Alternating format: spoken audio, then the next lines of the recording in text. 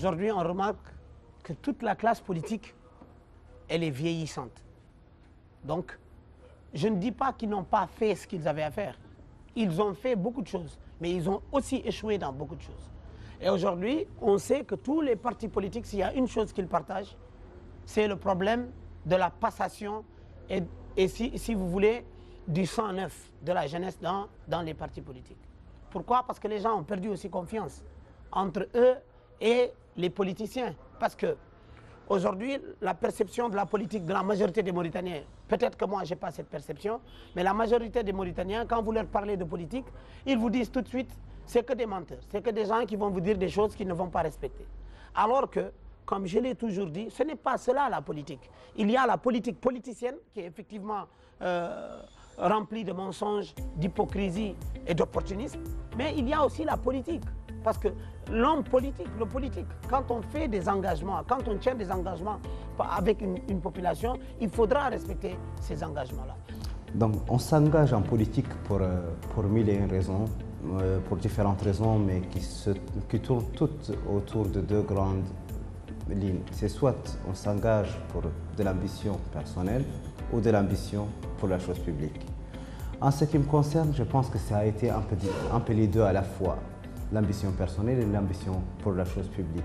Je pense que l'engagement politique, tout comme l'engagement dans la société civile, qui sont plus ou moins parallèles ou plus ou moins similaires, c'est cette volonté de laisser un impact, cette volonté de faire changer les choses, de contribuer au changement, contribuer à la réforme. Donc je pense que c'est surtout ce qui pousse les jeunes à l'engagement. Sauf qu'en société civile, l'engagement est peut-être plus limité dans le cadre spatio-temporel, alors que l'engagement en politique, on a une marge de manœuvre plus large. En politique, on peut apporter des réformes dans tous les secteurs de la vie publique. Mon engagement politique, il a commencé il n'y a pas très longtemps, durant les élections législatives. Donc je m'étais engagée, c'était un engagement familial. Donc j'accompagnais un oncle à moi qui s'était présenté comme maire au niveau de Sabra. Et il avait demandé à ce que je sois sa conseillère municipale. Et c'est comme ça que ça a commencé. Je suis engagée à la politique par idéologie parce que déjà, pour pouvoir changer un pays, il faut impérativement s'engager à la politique. S'engager à la politique comment? C'est-à-dire apporter ses idées. Ma perception de la politique, elle est simple. C'est tout simplement parce que je sens que nous sommes dans un pays qui traverse une situation qui n'est pas du tout apaisée, qui n'est pas du tout la situation que tout citoyen souhaite avoir dans son pays. C'est la raison pour laquelle moi je me suis engagé en politique. Donc ma perception de la politique, c'est tout simplement l'engagement d'un citoyen pour le bien-être social, économique pour tout le monde. Je suis engagé dans la politique il y a de cela plus d'une dizaine d'années. Ma première fois de m'engager en politique, c'était concrètement avec des idées et des convictions. Sinon, c'était un peu avant, mais en réalité, c'était en 2006, lorsqu'il y avait ce mouvement de démocratisation du pays lors du CMJD, le Conseil militaire pour la justice et la démocratie. C'est en ce moment-là que je me suis engagé concrètement à soutenir un candidat. Et depuis lors, je suis très engagé en politique jusqu'à ce que j'ai eu à militer dans un parti. Min dal politique o dal mi yiyani hen ko gandanɗa ene nannimi hen vraiment parce que mi yiyani hen haydara ko encourage kam nadde hen parce que koɓe mbiyata ko e koɓe mbaɗata ko wonta gotum. Franchement min dal mi tampi hen parce que mi natti hen dal nadde hen à fond franchement parce que mi yiyani ko tahi kam pusde nadde hen parce que kam fof ko fenoɓe kam fof ɓe kalta koɓe kala koɓe mbaɗata ko wonta gotum. Pays, la Mauritanie, donc normalement quand même au niveau de politique, ça devrait être une politique que tout le monde peut avancer dans ce pays. Parce que ce n'est pas un pays pauvre, c'est un pays qui est riche, donc c'est un peu difficile avec notre système de politique. C'est un peu difficile qu'on trouve assez de pauvres dans ce pays. Donc ça veut dire que ceux qui font de la politique dans ce pays, leur politique est vraiment mal. Si les jeunes continuent à dire que c'est de la manipulation, je pense qu'il y a de quoi à se poser la question. Pourquoi? Il y a tellement de promesses qui ne sont jamais tenues. Il y a tellement d'utilisation de la jeunesse pour d'autres fins, pour des fins personnelles, parce que les hommes politiques qui sont candidats ou bien qui font la compétition électorale se soucient plus d'eux-mêmes que du problème des jeunes. Donc les jeunes restent toujours dans des situations où ils attendent tellement de promesses, finalement ils sont déçus de la situation. Donc c'est ça qui les pousse à dire qu'ils sont tous pareils. Ce n'est pas vrai dans tous les cas.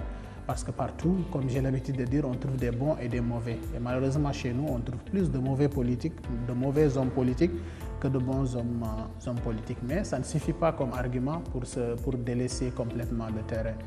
On doit être là au centre, dans l'activité politique quotidienne, dans les sphères politiques, qu'ils soient institutionnelles ou bien dans les partis politiques, pour que l'on puisse se préparer un jour à être de la relève. Mais il faut dire que les décideurs, qu'ils soient dans les partis politiques ou bien qu'ils soient au sommet de l'État, doivent changer leur façon de faire parce qu'on a l'impression, ou ce n'est plus une impression, c'est quelque chose c'est une réalité. La jeunesse n'est pas représentée. De la jeunesse, de l'engagement politique, ne devrait pas rester toujours un obstacle. Et là, c'est notre devoir à nous, jeunes politiciens, d'impliquer les autres avec nous. Les impliquer, que ce soit dans notre camp ou dans les camps adverses, mais l'important qu'ils s'impliquent, qu'ils se fassent entendre, qu'ils puissent participer de manière active à la vie publique. C'est l'aspect opportuniste employé par beaucoup de jeunes aujourd'hui dans la politique. Et c'est là où je pense que notre cheminement argumentaire mérite approfondissement. Aujourd'hui, on voit des jeunes qui se positionnent avec des politiciens, soit par opportunisme, c'est-à-dire parce qu'il y a le pécunier, parce qu'il y a l'argent, ou bien on est entré dans 2019 dans une autre phase encore plus dangereuse que la politique opportuniste, c'est la politique communautariste. Encore une fois, et je le dis et je le répète, nous n'avons pas besoin de créer un modèle de politique basé sur la couleur, basé sur l'ethnie, basé sur la tribu, basé sur le régionalisme. Non, on a besoin d'avoir une conscience libre dans son choix et dans son positionnement politique.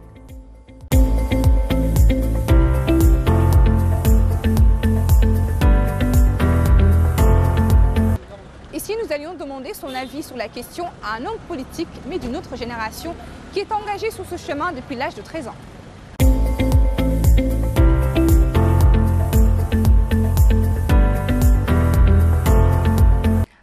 Bonjour professeur, merci de nous avoir reçus aujourd'hui chez vous. Alors professeur, vous êtes déjà professeur en France? En droit. En droit. Oui. Et vous êtes également juriste? Voilà, ici en Mauritanie, j'ai un cabinet d'avocats. Oui, et ce qui nous intéresse aujourd'hui, c'est que vous êtes dans la politique depuis 40 ans, si je peux dire. Ouais. Et vous êtes resté quand même constant dans votre engagement politique.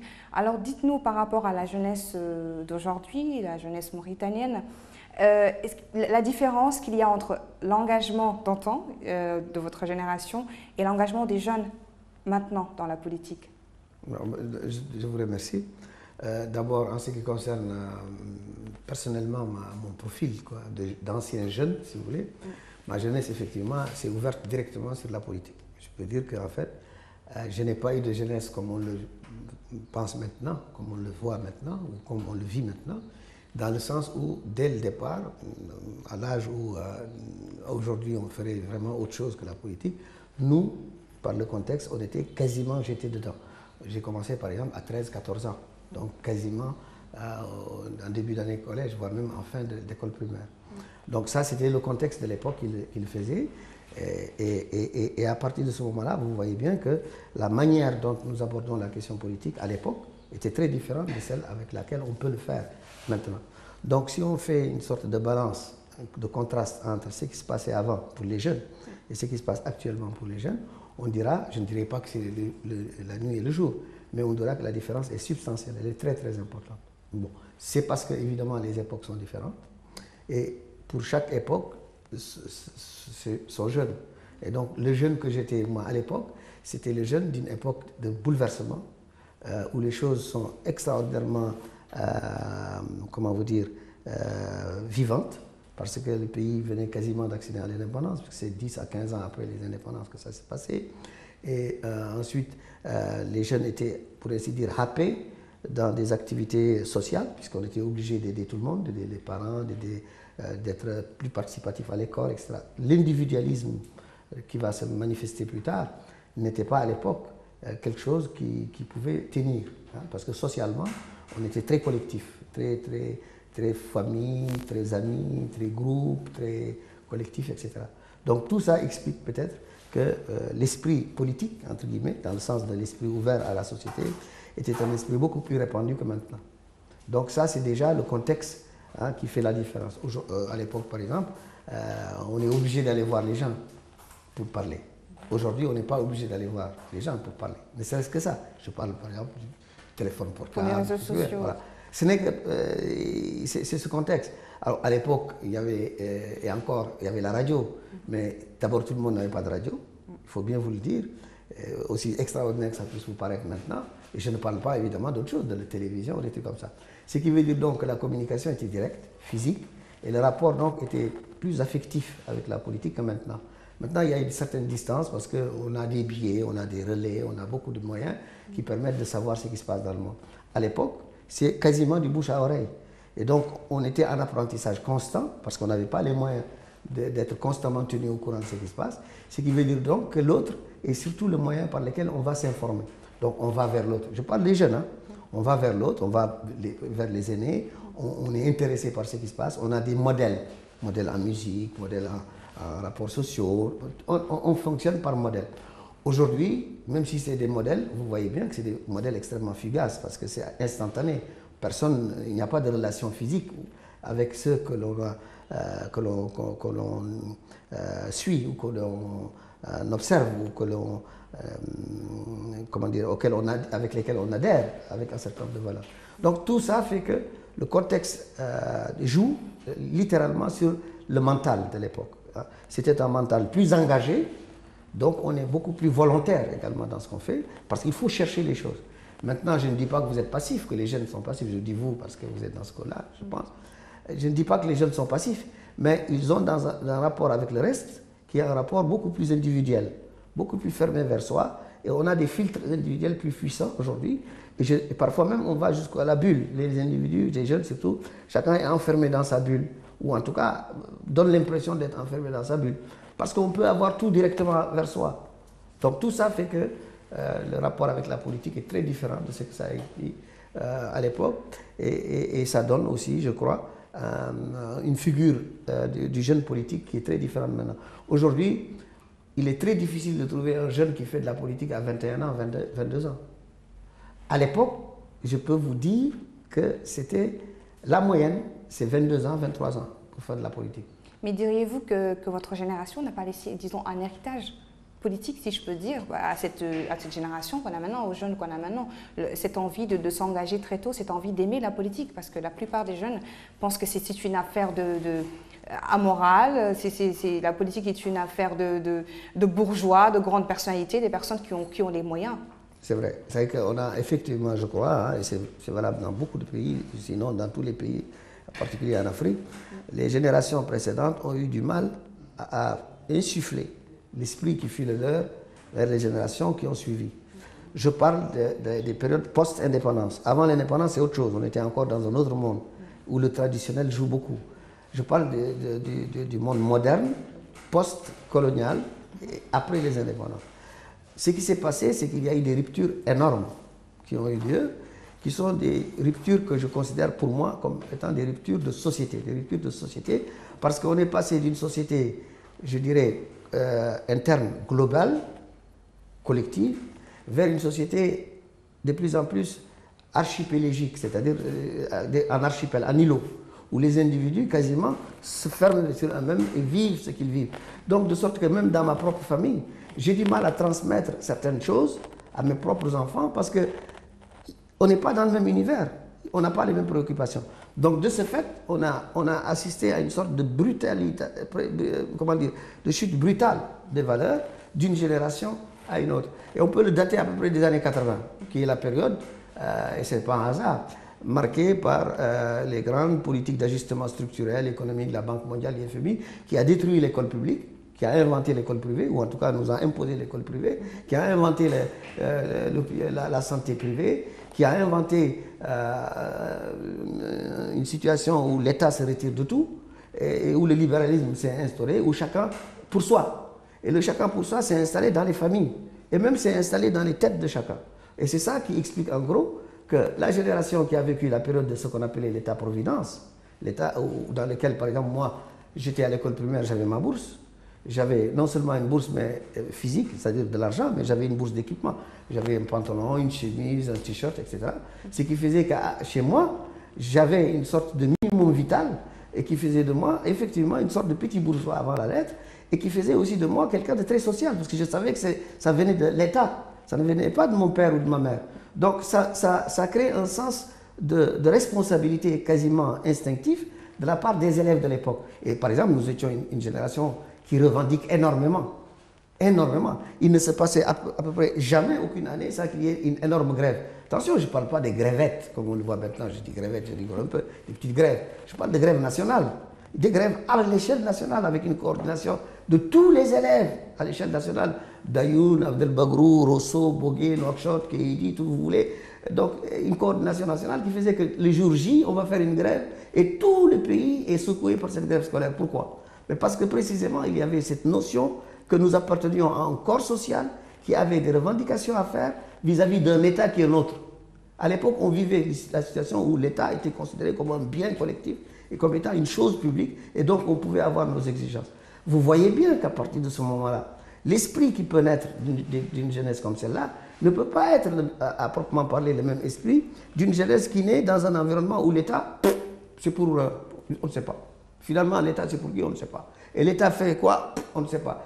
Qu'est-ce qu'on peut exiger de l'État? On ne sait pas. Donc, bref, on vit une génération où on ne sait pas vraiment qui est qui fait quoi par rapport à la société. Hein, je parle de citoyenneté. Et où donc, par conséquent... Donc, cela va expliquer l'individualisme qui... Ça explique l'individualisme et ça explique donc la difficulté de passage de notre période et d'avoir confiance aux politiques qui sont... Alors, la question, justement, de l'éthique est à double sens, à double tranchant. De tout temps, tous les hommes politiques ont toujours eu, même dans notre époque, et je crois depuis des dizaines ou des centaines d'années, les hommes politiques ont toujours été perçus quelque part comme étant un corps quasiment parasitaire, des spécialistes de on ne sait quoi, et qui sont là pour peut-être n'importe quoi, et qui profitent de leur posture ou de leur position, peut-être pour avoir des avantages sociaux, etc. Pourquoi? Parce qu'ils ont le pouvoir. Non, parce que la relation du politique, c'est une relation de pouvoir. Or, c'est quoi un pouvoir? C'est la domination qui reste de la société. Donc, avoir une mauvaise idée de la politique tient à la nature même de l'activité politique, je veux dire de son objet, qui porte sur le pouvoir, qui porte sur la domination, qui porte sur le pilotage de la société. À partir du moment où on est dans des sociétés où les groupes sociaux ne sont pas égaux et où les gens ne vivent pas tous de la même façon, où il y a des gens qui vivent mieux que les autres, etc., forcément, on va considérer que les politiques, c'est-à-dire ceux qui dirigent, ceux qui aspirent à diriger, sont quelque part responsables de cette situation. Donc faire de la politique, il y a quelque chose qui n'est pas très très beau à faire de la politique. J'ajoute à cela qu'effectivement, les hommes politiques, en gros, en général, sont versés vers la démagogie, pour être franc. Parce qu'il faut convaincre les gens qu'on est le meilleur, parce qu'il y a une sorte de compétition pour arriver au pouvoir. Même dans un cadre d'un parti unique, moi à l'époque, nous avions un parti unique. Mais même dans le parti unique, ceux qui sont dans ce parti-là unique, qui était à l'époque le PPM, avaient besoin des gens. Parce que s'ils ont ces gens, ils peuvent valoir leur force pour accéder à certains postes. Donc, qu'est-ce qu'ils vont faire? Ils vont mentir aux gens ou leur promettre n'importe quoi pour qu'ils aient une clientèle et en fonds de commerce. Et cette clientèle-là va leur servir maintenant de tremplin pour accéder au poste qu'ils visent. Pour être gouverneur, pour être ministre, et même pour être, j'en sais rien moi, président de la République. Donc, comme vous ne pouvez pas satisfaire à tout le monde, vous allez forcément mentir à certains. Et ce que les gens retiendront, c'est que vous êtes un menteur. Donc l'idée du politicien bonimenteur, ce n'est pas de gros mensonges, c'est des petits mensonges. Donc l'idée d'un politicien petit menteur et qui a du mal à ne pas mentir, et je dirais que c'est une figure de style universel. On le voit partout. Vous allez dans n'importe quel pays dans le monde, on vous dira toujours que le politicien est un menteur. Donc je veux dire ici que ce n'est pas quelque chose de réellement lié aux politiciens que nous sommes, c'est lié à la fonction politique elle-même. Mais j'ajoute comme on n'a jamais été dans un pays véritablement démocratique, et que la démocratie a toujours été une démocratie maîtrisée par ceux qui dominent, il est évident que dans de telles circonstances, ceux qui peuvent avoir une autre parole que la parole officielle ou la parole répandue auront du mal à se faire entendre. Donc, du coup, ceux qu'on a l'habitude d'entendre ou à voir ne sont pas nécessairement le bon modèle. Ceux que l'on voit, ce sont ceux qui disposent des moyens de se faire voir, c'est-à-dire qui sont au pouvoir. Et or, il se trouve que c'est eux généralement les menteurs. Donc, ils emportent tout le monde dans cette idée que finalement, tous les politiciens sont menteurs. Et on en vient même à dire, vous-même, c'est parce que vous n'êtes pas au pouvoir. Quand vous serez au pouvoir, vous ferez la même chose. Peut-être que c'est vrai d'ailleurs, j'en sais rien. Mais en tout cas, on peut dire que l'accessoire suit le principal. Le principal, c'est ceux qui gouvernent. L'accessoire, c'est ceux qui veulent accéder au pouvoir. Et ils sont donc par conséquent les uns et les autres dans un rapport de domination même par rapport à l'opinion. Voilà en gros ce qui explique ça. Mais je crois qu'on oublie aussi, ceux qui le disent, et je parle des jeunes, qu'on a les politiciens de sa société. On n'a pas des politiciens chinois ici, on a des politiciens mauritaniens, c'est-à-dire des politiciens d'une société donnée qui est la société mauritanienne.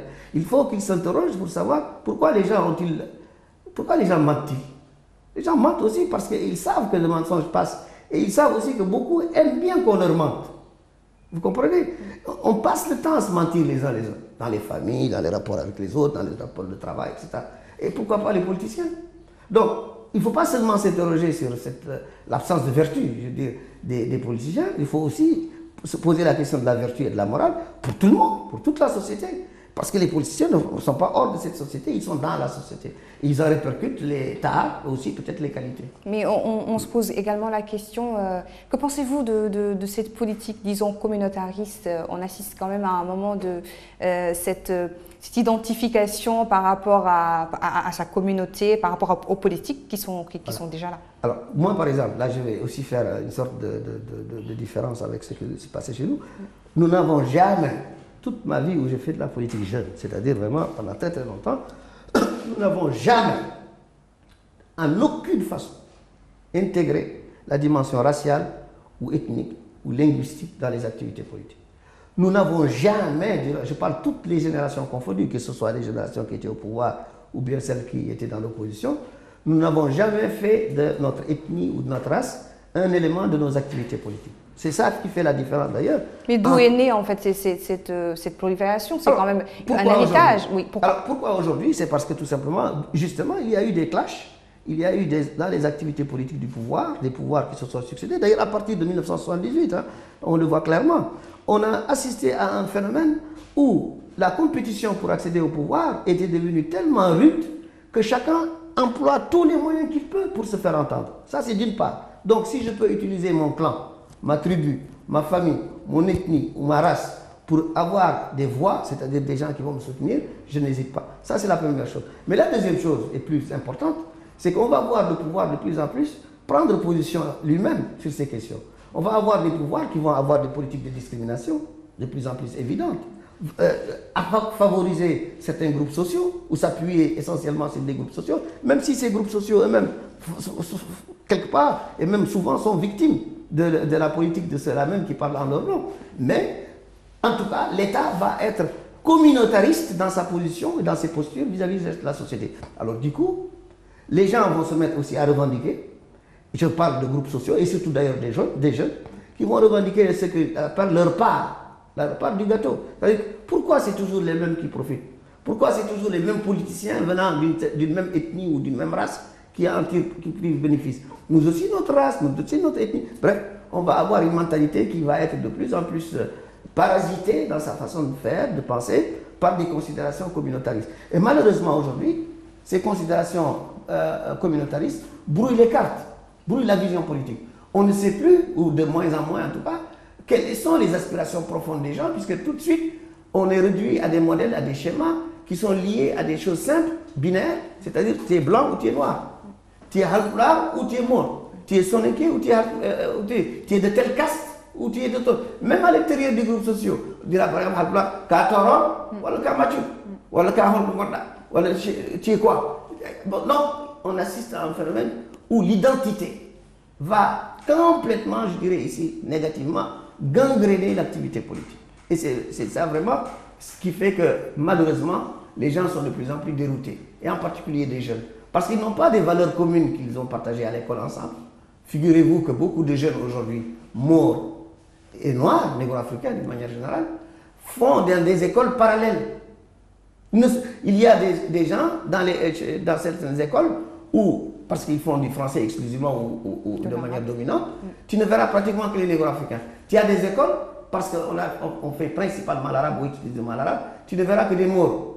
Et entre les deux, tu vas avoir des écoles tellement bâtardes, dans le sens de mélange de choses mauvaises, que finalement personne ne sait qui fait quoi. Et donc dans l'ensemble, on arrive à une situation où la formation scolaire, l'éducation, qui devait être la base de l'intégration ethnique, de race et tout ça, eh bien au contraire devient un facteur de division. Et quand les gens deviennent des lycéens et encore des étudiants, ce qu'ils auront vécu dans le passé va jouer comme une sorte d'effet d'entraînement et va les amener à considérer la politique comme devant se fonder également sur ce qu'ils ont vécu, c'est-à-dire sur la race, sur l'ethnie, sur la tribu et même sur la caste. C'est ça qui aujourd'hui gangrène la politique et rend dangereuse l'activité politique elle-même. Je vois par exemple aujourd'hui on est dans une campagne électorale, une période électorale, les prédéterminations se font sur des considérations malheureusement de cette nature. Je ne suis pas en train de porter un jugement, hein. Je constate. Bon, et je sais d'ailleurs que certains disent oui mais nous on fait ça ou ceci parce qu'on a été contraints, parce qu'on ne nous laisse pas le choix, parce qu'on ne nous considère pas, ou bien parce que les autres aussi font la même chose. Et chez les Maures et chez les Nord-Africains. Chez les Maures, tu entendras, oui, mais les Nord-Africains s'organisent. Ils s'organisent dans leur parti. Ils ont leur propre vision, ils ont leur propre monde, ils ont leur propre ceci, ils ont leur propre cela. Ils sont plus intéressés par ce qui se passe au Sénégal que par ce qui se passe ici. Quand il y a des élections au Sénégal, ils sont beaucoup plus branchés sur ce qui se passe là-bas que ce qui se passe ici. Mais d'où vient ce phénomène? On a assisté quand même aux élections. Chez les Noirs, on va voir la même chose également. D'où vient le phénomène? On a assisté quand même aux élections présidentielles au Sénégal, que les jeunes Mauritaniens étaient beaucoup plus portés à... C'est ce que je disais. Oui. Ils étaient plus portés sur ce qui se passe là-bas. Oui, ce qui se passe au Sénégal que ce qui se passe ici. Je pense que l'explication, elle crève les yeux. C'est parce que d'abord, premièrement, la politique en Mauritanie, de plus en plus, telle qu'ils la vivent, telle qu'ils la voient, et aussi la culture telle qu'elle est exprimée dans les médias, la télévision, les radios, etc., font que de plus en plus de négro-africains, de jeunes, se considèrent exclus de cette société. Ils se considèrent étrangers de plus en plus dans cette société. D'ailleurs, le comportement des autorités, notamment la police, etc., vis-à-vis de ces jeunes, les amène à croire que oui, effectivement, on nous considère, nous, comme des Sénégalais. Et comme par ailleurs, ils ont des liens ethniques, affectifs très puissants avec ceux qui vivent de l'autre côté du fleuve pour des raisons historiques, la conséquence de cela, c'est qu'effectivement, ils comprennent mieux, ils écoutent plus, ils sont plus en diapason avec ce qui se passe de l'autre côté. À un moment donné, la même chose va se passer au Mali, la même chose se pose d'ailleurs au nord, par rapport à ceux qui vivent aux frontières avec le Sahara ou avec le Maroc. Ça, c'est tout à fait normal. C'est la preuve de la faillite de l'État d'intégrer les gens. L'État n'a pas réussi à créer une dynamique sociale autour de nos propres valeurs, de nos propres intérêts, de notre propre pratique et de notre propre espace public. Et l'espace public en Mauritanie, désormais, est un espace public tellement fractionné, je parlais d'archipel tout de suite, hein, une série d'îles, que finalement, les gens se tournent à l'extérieur, comme ils se tournent à l'intérieur, c'est kiff-kiff. Ils verront ce qui se passe au Sénégal exactement comme ils verront ce qui se passe en Mauritanie. Et ça crée un climat de malaise très profond. Peut-on dire que la génération précédente a laissé quand même des approches quelque peu et des outils pour que ces jeunes justement s'engagent dans la politique ou même soient outillés pour s'engager dans la politique? Je pense que d'abord les jeunes doivent cesser de penser qu'on doit leur donner les biberons politiques. C'est ça le problème. Je ne suis pas en train, je dis jeune, c'est moi, de votre âge. Mais je suis surtout professeur à l'université. Donc je vis avec les jeunes, moi.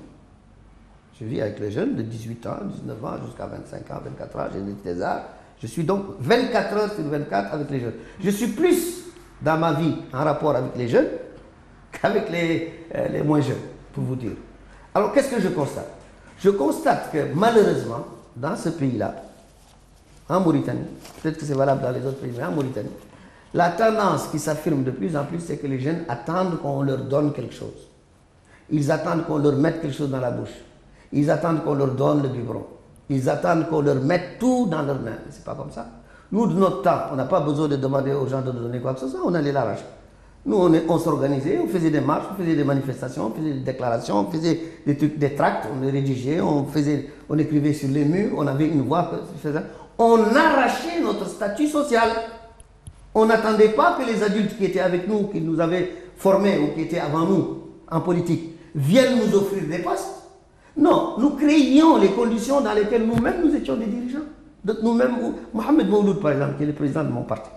Savez-vous à quel âge il a commencé à diriger le MND, le Mouvement National Démocratique, qui était à l'époque le seul mouvement d'organisation clandestine dans ce pays et d'opposition. Mais il avait 24 ans, 25 ans ce monsieur-là. Est-ce que vous imaginez ce que ça signifie? Il était recherché par toutes les polices, par tout le monde, parce que le MND était un mouvement clandestin. Mais il avait 25 ans. Moi, pour parler de ma toute petite expérience, j'ai été mis en tôle en prison pour des activités politiques. La première fois qu'on m'a arrêté, mais j'avais 15 ans, 14 ans. Mais on ne peut pas dire non plus que les jeunes ne sont pas ou attendent quand même ce biberon. Vous parlez de biberon politique.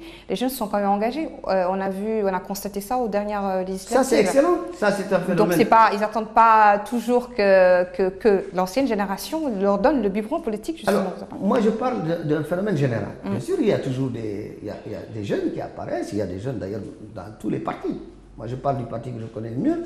Nous avons des jeunes remarquables qui ont des postes extrêmement importants au sein du parti, qui jouent un rôle très important dans le parti et qui vont certainement prendre leurs responsabilités de direction centrale du parti, de diriger carrément le parti. Ça existe.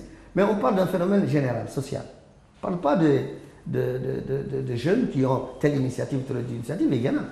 Mais je parle de la masse des jeunes. C'est vis-à-vis de la masse des jeunes qu'il y a une apathie. Et d'ailleurs, ceux dont je vous parle, les jeunes qui sont dans les groupes, qui sont une sorte d'élite parmi les jeunes, c'est eux qui se plaignent que les jeunes ne les suivent pas. Et ils disent que les jeunes ne nous suivent pas parce que les gens sont intéressés par Facebook, ils sont intéressés par d'autres trucs, etc. C'est ce qu'ils le disent. Ce n'est pas parce qu'on ne leur donne pas des responsabilités. Effectivement, je pense qu'il y a un effet de retour malheureusement. À force de ne pas voir les jeunes, parce qu'il y a eu des ruptures générationnelles, je persiste à le dire. À force de ne pas voir les jeunes, on met que des vieux. Oui, mais il y a certains partis politiques qui n'accueillent pas du tout de jeunes au sein de leur bureau même. Les jeunes se sentent exclus à un moment, c'est parce que aussi cette génération-là... Moi, dans le comité permanent de l'IFP, nous sommes à peu près 22 ou 23. Mais pratiquement, sur les 23, on a à peu près 8, 9 jeunes. Dans le bureau exécutif également, le rapport est à peu près de cet ordre. Ça c'est peut-être chez vous, mais quand même on assiste quand même à... Vous parlez de rupture, mais les jeunes à un moment se disent que dans ces partis politiques-là, on ne les accueille pas vraiment, on ne leur donne pas de responsabilité. Il est temps peut-être que ces jeunes-là créent eux-mêmes leur parti. Bon, les jeunes, il y a des jeunes qui ont créé des partis. Il y en a. Diop Tijan, par exemple, a créé un parti, c'est un jeune, pour moi. Il y a les jeunes de Karamat qui sont de l'opposition, avec le cycle de l'antilope, qui sont de la majorité. Il y a des jeunes qui ont créé des partis. Mais ce n'est pas suffisant en politique. Ce n'est pas ça. Il faut bien comprendre que dans la politique a sa logique propre. Ce n'est pas une logique individuelle, ce n'est pas une addition de gens en politique. C'est quelque chose de beaucoup plus chimique, beaucoup plus subtil. La couche des jeunes, quand elle n'aura pas un comportement global en tant que couche sociale, c'est comme les femmes. Si elle ne réagit pas en tant que couche sociale, mais elle réagit simplement comme des individualités, en tant que couche sociale, elle demeurera dans l'état de marginalisation dans lequel elle se trouve. Ce n'est pas le fait d'avoir des ministres au pouvoir ou comme députés qui fera que les femmes en tant que couche sociale sont intégrées dans la vie politique. Les femmes en Mauritanie ne sont pas intégrées dans la vie politique. Pas du tout. Bien sûr, une des raisons, c'est parce qu'il y a du machisme, il y a une volonté délibérée des hommes de ne pas croire que les femmes sont en mesure de participer à la vie politique de cette manière-là. Mais je veux dire simplement que si aussi dans le mouvement, les femmes elles-mêmes ne luttent pas, ne s'imposent pas, ne se bagarrent pas, elles ne vont pas obtenir leurs droits. Si les jeunes ne luttent pas, ne se bagarrent pas, ils ne vont pas obtenir leurs droits. Quand je parlais du biberon, c'est de ça que je voulais parler. Une chose, un droit, on ne se donne jamais. Et je répète ce que je dis. Un droit ne se donne jamais. Un droit, ça s'arrache, ça se construit. Si les jeunes s'imposent, si les jeunes viennent, si les jeunes écrivent, si les gens discutent, si les gens contestent, si les jeunes organisent des marches et des manifestations, si les jeunes élaborent des projets, font des concertations, font des états généraux, font des meetings en tant que jeunes, pour poser les problèmes des jeunes, puis voilà ce que nous voulons, aucun parti politique ne peut être suffisamment fou pour ne pas tenir compte de ça. Vous comprenez? C'est valable pour les femmes. Si les femmes ne s'organisent pas en tant que femmes, ne revendiquent pas en tant que telles, ne font pas de leur participation dans la vie politique quelque chose d'essentiel pour la société que nous voulons. Les hommes se contenteront de leur donner des miettes. On va vous donner un portefeuille ministériel parce qu'il faut bien qu'il y ait quelqu'un qui ait des boucles d'oreilles. Ou il faut bien qu'il y ait quelqu'un qui ait une melfa ou un boubou. Mais c'est pour amuser la galerie. Mais si les femmes en tant que telles s'organisent en tant que telles, se voient en tant que telles, discutent en tant que telles, indépendamment des partis dans lesquels elles militent, et disent nous voulons notre place aussi, nous voulons que la société nous reconnaisse, nous avons notre mot à dire parce que c'est nous qui sommes la moitié du ciel, nous avons sur nos épaules l'essentiel de ce que les gens mangent, boivent ou se soignent dans cette société-là, et nous exigeons que cette société-là nous reconnaisse comme telle, et là on ne s'adresse pas aux hommes, on s'adresse à la société dans son ensemble, fatalement on va tenir compte de vous. C'est ce qui s'est passé dans le reste du monde. C'est ce qui s'est passé. Vous savez, on n'est pas des extraterrestres. Nous, les Mauritaniens, nous sommes comme les Chinois, les Japonais, les Jordaniens. Nous sommes des êtres humains comme tous les autres. Et nous sommes mus par des logiques qui sont absolument universelles. C'est qu'une chose qui ne s'impose pas par elle-même, elle disparaît. Elle est désintégrée. C'est tout. Donc, si les femmes ou les jeunes ne se mobilisent pas en tant que telles, et ne cessent pas, je dis bien, ne cessent pas de demander à ce qu'on leur donne des droits, non seulement ils vont perdurer dans cette situation, mais ils vont s'effriter, ils vont disparaître. D'ailleurs, c'est ce qui est en train d'arriver. Il y a de moins en moins de jeunes, au sens où on l'entendait. Moi, j'ai des jeunes qui sont des vieux, dans leur manière de voir, dans leur etc. C'est l'opportunisme, c'est le carriérisme, ils cherchent de l'argent. Vous comprenez ça? C'est vrai, ils nous critiquent. Nous avons beaucoup de torts, nous sommes des corrompus, nous sommes des pourris, nous sommes des arriérés, nous sommes... etc. Mais eux, ils prennent tous les torts que nous avons, mais ils rajeunissent ça. Ils font de la peinture sur les crimes dont ils nous accusent aujourd'hui. Et c'est grave. Parce que dès que tu parles à un jeune, je parle en gros, hein, je ne parle pas de tous les jeunes, heureusement. Dès que tu parles à un jeune, il te demandera qu'est-ce que je gagne dans cette histoire-là. C'est la vérité. Dès que vous discutez des jeunes sur la situation du pays, sur la... Il n'y a plus de militantisme. Il n'y a plus d'idéal, quoi. Vous êtes bizarre d'ailleurs. Quand vous parlez quand en tant que politicien, vous parlez d'avenir, d'ambition, etc., le patriotisme, c'est ringard. Et parce qu'à un moment, on a l'impression que ce ne sont que des mots. Parce que vous pour manipuler les jeunes. Parce que vous vivez au rythme d'Internet et de Facebook, où les choses, c'est le fast, tout est rapide. Il faut avoir tout de suite, et une fois qu'on a la chose, il faut s'en débarrasser. Tout de suite et avoir autre chose, comme le modèle des portables. Il faut que les choses changent 24 heures sur 24, 10 fois, 15 fois, 20 fois. Conséquence, vos engagements, vous l'avez dit, c'est le nomadisme permanent. Faites une sorte de sociologie des comportements des jeunes et des adultes, vous allez être étonnés. Le changement de chemise chez les jeunes est effrayant. Je parle de chemise dans le sens politique. Politique, militantiste. Les vieux, nous sommes plus constants, plus stables. Je ne dis pas que nous sommes meilleurs, hein, mais parce qu'en général, nous avons une vision qui est beaucoup plus ancrée, même si qu'elle soit de pouvoir ou de l'opposition. Mais les jeunes, c'est fast, c'est rapide. Il y a une mode. Il y a quelqu'un qui est actuellement le personnage dominant, hop, tout le monde y va, parce que chacun va espérer trouver quelque chose. Dès qu'on voit que c'est déjà occupé, ou qu'il y a le poste n'est plus pris, hop, on va ailleurs, on cherche ce truc. Et il y a une sorte de... C'est de la folie. C'est ça la situation en vérité des jeunes. Et quand je discute avec les jeunes, moi je vous l'ai dit, parce que, et j'aimerais bien qu'un jeune me démente. Parce que c'est quand je discute avec eux, c'est ce qu'ils avouent. Quand je discute avec mes étudiants ou quand je leur pose un certain nombre de trucs, c'est comme ça qu'ils me disent, ils l'avouent. Et même pour certains, et ça c'est le cynisme absolu, ils l'assument. Pour eux, oui, pourquoi pas? Parce que c'est l'idéologie dominante dans le monde entier, c'est l'ultralibéralisme. C'est l'individualisme poussé à l'excès. C'est le fait que et ça joue même à l'intérieur des familles. Même à l'intérieur des familles, on a du mal à trouver un jeune qui accepte de jouer son rôle de jeune dans la famille. Même quand tu dis à un jeune maintenant, va m'acheter une carte de téléphone à la boutique, c'est à la limite si tu ne dis pas, je gagne combien dans cette histoire-là. Eh bien, merci beaucoup, professeur, voilà. d'avoir répondu à nos questions. Les jeunes ont entendu votre message. J'espère. En tout cas, c'est parce que je crois aux jeunes. Et je sais que rien ne se fera dans ce pays sans les jeunes. C'est parce que les jeunes ne s'impliquent pas que les choses piétinent.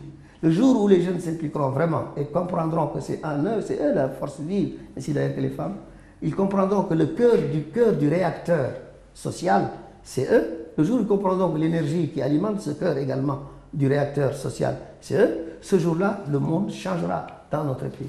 Merci, professeur, d'avoir répondu à nos questions, nous avoir accueillis aujourd'hui chez vous. Merci. Voilà, je vous remercie moi aussi. Merci de nous avoir suivis, chers téléspectateurs. À la semaine prochaine dans Prisme.